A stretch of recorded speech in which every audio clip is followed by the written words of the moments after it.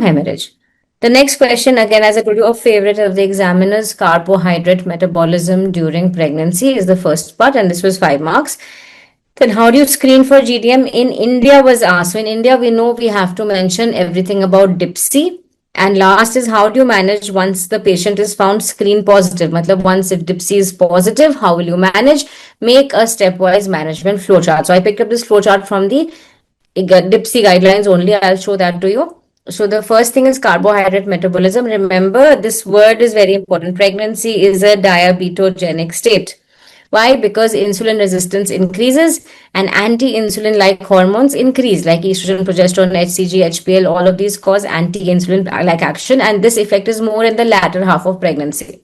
Okay, so the basic principle I've explained. Remember, early pregnancy, there's an anabolic phase where pregnancy is relatively anabolic. There is increased glycogen stores, increased fat deposition.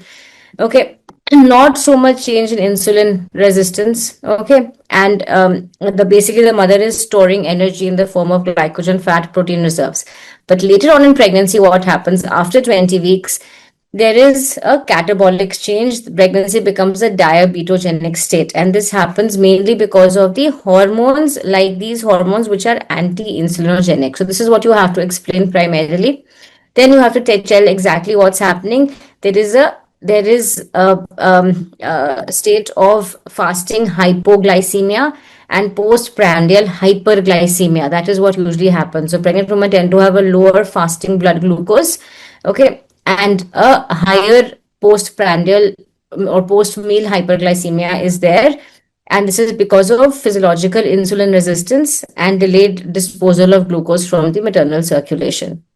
Also, and to compensate for the insulin resistance, there is more insulin secretion. So fasting insulin levels are going to rise. Also, postprandial insulin levels are also going to rise. Right? You can also mention about renal changes. There is, remember, physiological glycosuria because the renal threshold for glucose falls in pregnancy. So glycosuria alone is not used for diagnosis of GDM. So then a summary table is there where you can just go through one day before the exam, because physiology of pregnancy is an important topic. They can ask you heart disease, they can ask you, physiology of the heart, changes in the heart, physiology of blood, physiology of carbohydrate metabolism, protein metabolism. Usually one question comes from here, thyroid metabolism. Okay, then how do you screen for GDM? In India, we use the DIPSI criteria. Okay, remember the basic principle. It's a single step test. Fasting state is not required. It is a universal screening. So it's a one-step test. That means screening plus diagnostic. And it's universal screening. Universal means screening for all pregnant women irrespective of their risk factor. But why do we do this? Because India has a high prevalence and India has a low compliance. So that's why fasting has been done away with. You don't need the patient to be fasting. Who should be tested? Universal screening. Very important exam point. Universal screening has to be done. Okay, all pregnant women, irrespective of risk factors or any symptoms, you have to screen everybody. Now, timing of testing, remember, don't lose any opportunity. Whenever she comes, if she's come for the first time, even in the first trimester, do DIPSI.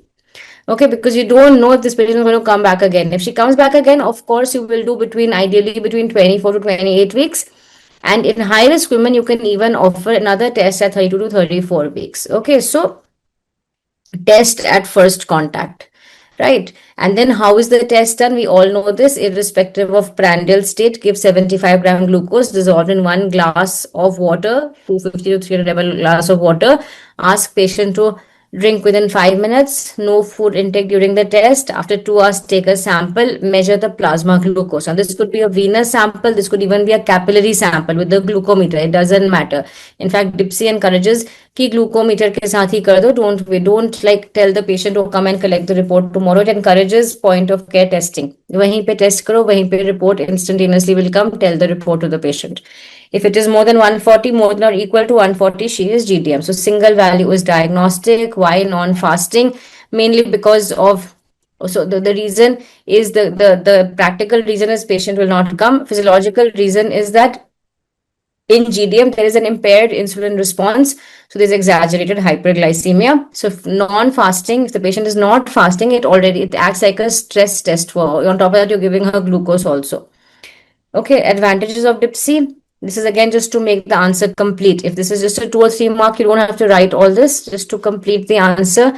Advantages: single visit, cost effective, suitable for busy areas, low resource settings, rural areas, because you can do a capillary sample also.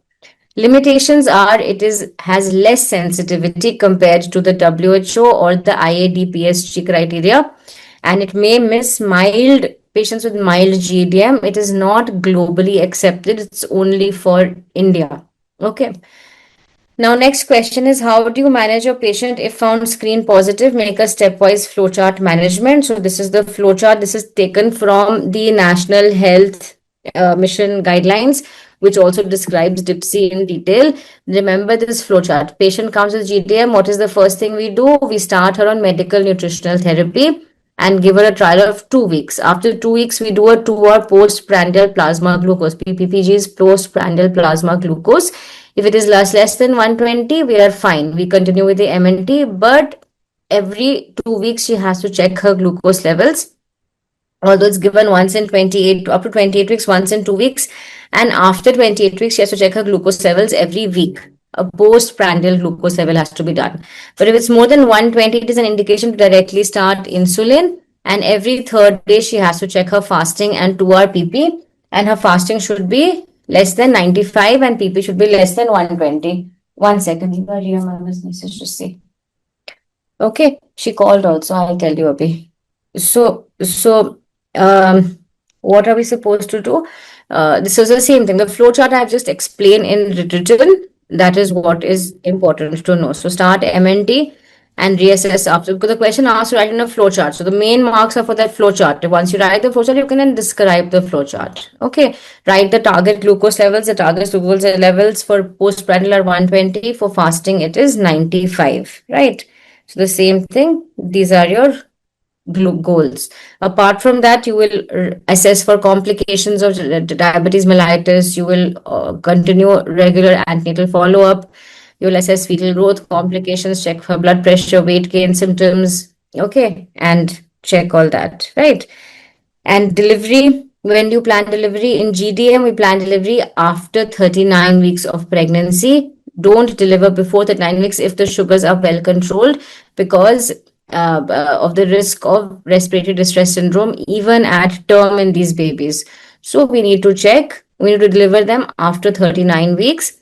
Also remember that they should be checked again at 4 to 12 weeks. You're supposed to do a GTT, a WHO GTT, to check if they are actually diabetic or they were just gestational diabetes.